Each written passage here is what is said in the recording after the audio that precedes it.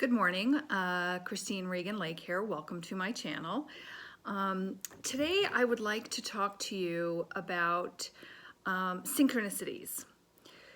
Synchronicities happen when we are totally in alignment with our soul and what we're supposed to be doing on this planet. I truly believe that. In 1994, I applied for a program with the Rotary International called the Goodwill Ambassador Program. We had to go and we had to interview for the position. There was going to be 5 people that went over together. There was an interview. We had to send in a letter. Then there was an interview process, and then they did the selection. I mailed off this application several months, and then, just forgot about it. I took a new job, and I was only at this job for 2 months, and then I got called for the interviews for the program. So I went up, I did the interview, I came home. As I was driving home, I thought to myself, oh, I screwed that up, I totally didn't get it. The next morning, my mother called me to see how it went, and I was saying to her, I think I blew it, I definitely don't think I got it. And then I got a beep through, and I had to hang up the phone, and I was actually getting the call saying that I had been selected to be a Goodwill Ambassador for the Rotary International to go to India for 5 weeks. I was so blown away, honored, just completely overwhelmed, but so excited because I love traveling, I love foreign culture, all of that. So I went into work, and I had only been at this job 2 months, and the Goodwill tour was for 5 weeks. So I went in and I told them about it. I said, I'm so sorry. I said, I sent this application off months ago, totally forgot about it. And they actually picked me. I went for an interview process and they picked me. And I was wondering if I could get 5 weeks unpaid leave to go, because this is such an extraordinary experience. I'll actually get to live with Indian families. We're going to tour 15 cities in India and meet with tribal villages. An extraordinary experience. And so my direct manager said, I'm okay with it, but it's really up to the president of the company. He has to give the approval for it. So I went in to meet with the president, and he said, no, I won't give you the time off. You can either go to India or you can keep your job. You can't do both. And I need to know by tomorrow morning. And I was heartbroken. I had just bought a new car. I was in had an apartment. And I thought, oh my gosh. So I go home and my heart is just so heavy because I really wanted to go to India. And I really liked this new job. I had just gotten it. I had only been there 2 months, but I really liked the manager that I was working for. It was close to home. I didn't have a long commute. And so my heart was really heavy and confused.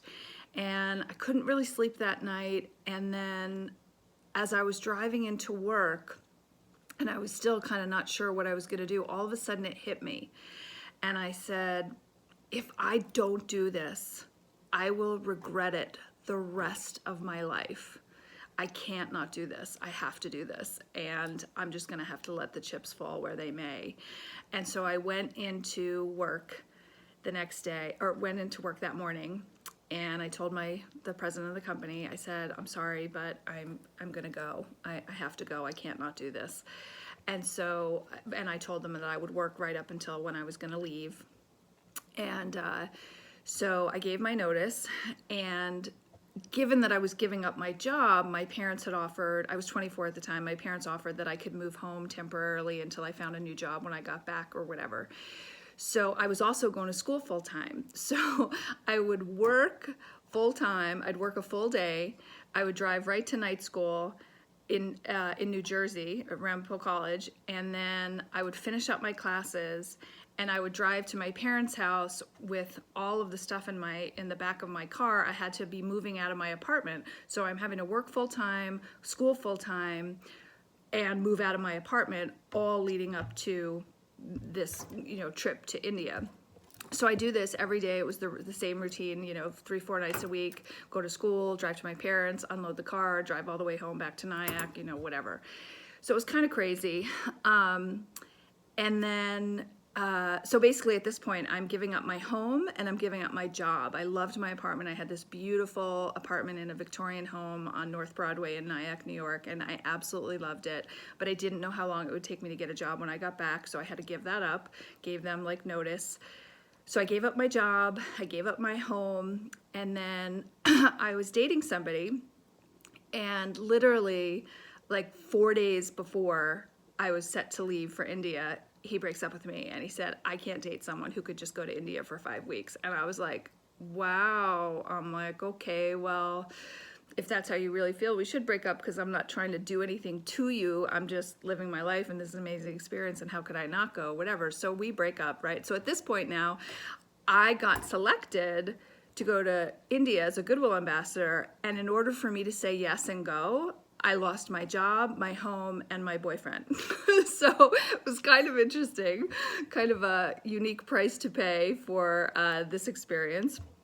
But, so I go over, and it was 5 of like life-changing weeks in India, living with Indian families, experiencing the culture, being exposed to so many things and so much richness of culture and kindness and beauty and suffering, right? Extraordinary, which absolutely had a huge impact on the sculpting of my soul and the sculpting as myself as a human being. So anyway, we're over there for the 5 weeks, and we come home, and I get home literally like 11 o'clock on a Saturday night. And Monday morning, I called the parent company. I had been working for a subsidiary company, and I called the parent company, a woman that I had met before I left for India, who heard about my situation, what happened, and she said, well, give me a call when you get back. So I call her on Monday. I went for an interview on Wednesday. Thursday, I went to look at an apartment. I got offered the job on Friday. I moved into my new apartment on Saturday, joined a theater group that Sunday, and that Monday I started work. So within 1 week of me coming back from India, from this extraordinary experience, I had a new job at the same location, at the same money, same commute, and my entire life was back on track in 1 week.